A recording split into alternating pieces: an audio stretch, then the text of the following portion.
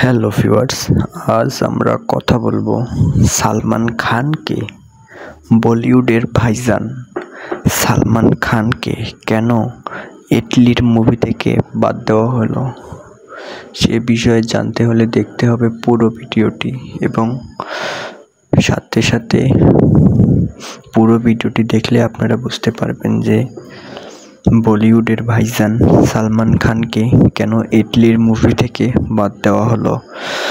বলিউডের ভাইজান হচ্ছেন সালমান খান। তার একটি সম্প্রতি মুভি রিলিজ হতে যাচ্ছিল এবং মুভিটির শুটিং করা প্রায় শেষ হয়েছিল, কিন্তু মাঝপথে এসে সালমান খানকে ইডলির মুভি থেকে কেন বাদ দেওয়া হলো, প্রশ্ন হচ্ছে এটাই প্রশ্ন দর্শকরা এবং সবার মাঝে ঘুরপাক খাচ্ছে। কেন সালমান খান ভাইজানকে বাদ দিয়ে সেখানে শাহরুখ খান, জওয়ানের নায়ক শাহরুখ খানকে নেওয়া হলো, এই বিষয়ে জানতে হলে আপনারা পুরো ভিডিওটি দেখবেন, না দেখে কমেন্ট করবেন না। আর হ্যাঁ, একটা কথা সবসময় বলবো, চ্যানেলে নতুন হলে অবশ্যই চ্যানেলটি সাবস্ক্রাইব করে দেবেন। সবেমাত্র শাহরুখ খানের একটি মুভি মুক্তি পেয়েছিল জওয়ান, যে মুভিটির মাধ্যমে শাহরুখ দর্শক জনপ্রিয়তা পেয়েছিল। এই জওয়ান মুভিটির মাধ্যমে শাহরুখকে আর পিছনে ফিরে তাকাতে হয়নি। এর আগেও শাহরুখ যতগুলো মুভি করেছিল সেই মুভিগুলো দর্শক জনপ্রিয়তা পেয়েছিল, কিন্তু জওয়ানের মতো এতটা দর্শক জনপ্রিয়তা পায়নি। শাহরুখের জওয়ান মুভির পরেই রিলিজ হয়েছিল সালমান খানের মুভি সুলতান। এই সুলতান মুভিটিতেও সালমান খান অনেক বেশি দর্শক জনপ্রিয়তা পেয়েছিলেন এবং এত বেশি সালমান খান দর্শক জনপ্রিয়তা পেয়েছিলেন সুলতান মুভিতে, কিন্তু জনপ্রিয়তার কারণেই একই পরিচালক আবার সালমান খানকে দিয়ে নতুন আরেকটি মুভি বানিয়েছিলেন সুলতান 2, ওই সালমান খানকে দিয়েই। কেননা সুলতান মুভিতে সালমান খানের জনপ্রিয়তার জন্য সুলতান 2 মুভিতে সালমান খান জনপ্রিয়তা পেয়ে গিয়েছিল। এত বেশি জনপ্রিয়তা পেয়েছে যা এক কথায় বলার বাইরে। সালমান খানকে নিয়ে বললে আবার একটা নতুন করে ভিডিও তৈরি করা লাগবে, সেজন্য সালমান খানকে নিয়ে আর বেশি কিছু বলবো না, ভিডিওটি ছোট্ট করে শেষ করে দেব। এরপর আসি শাহরুখ খানের জওয়ান।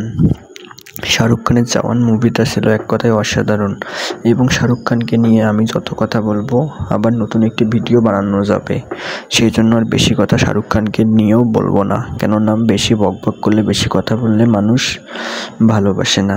তবে হ্যাঁ, আমি কিন্তু একটু বেশি কথা বলি, আপনারা আবার এটা মাইন্ড করিয়েন না। শাহরুখ খানের জওয়ান মুভির পরেও শাহরুখ খানকে আর পিছনে ফিরে তাকাতে হয়নি, কিন্তু সালমান খানের এলিয়েন এই মুভিটিতে কেন তাকে বাদ দেওয়া হলো, অনেকক্ষণ ধরেই অনেক কথা বললাম, এবার আসি এই প্রসঙ্গে।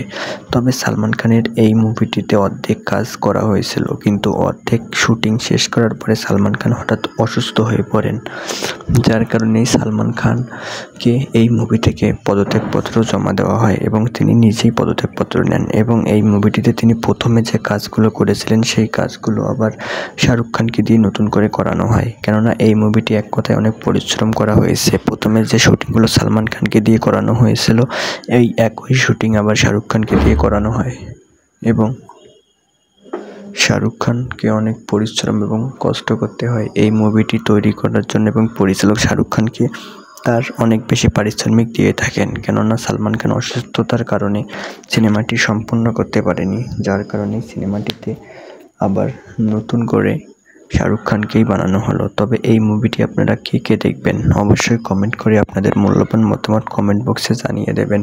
তবে এই মুভিটির গল্প হতে যাচ্ছে এক কথা এক রাজা বাদশার গল্প।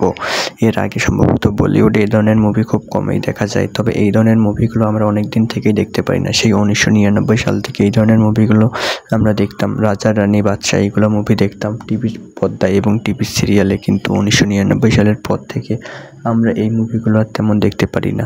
এরপর থেকে রোমান্টিক, অ্যাকশন, ভায়োলেন্সার্স এইরকম মুভি চলে আসতেছে। তবে যে পরিচালক শাহরুখ খানকে দিয়ে এই মুভিটি রাজা বাদশার চরিত্রে করিয়েছেন, তবে মুভিটি সম্ভবত অনেক বেশি হিট হবে। কেননা ওই যে বললাম, আমরা সেই 1999 সাল থেকেই এইগুলো মুভি দেখি না। কেননা এখন যখন এইগুলো মুভি আমরা দেখতে পাই তখন অবশ্যই আমাদেরকে ভালো লাগে এবং আমাদের খুব ভালো লাগে, কেননা আমরা ভালো লাগাটা প্রকাশ করতে পারি এগুলো মুভির মাধ্যমে।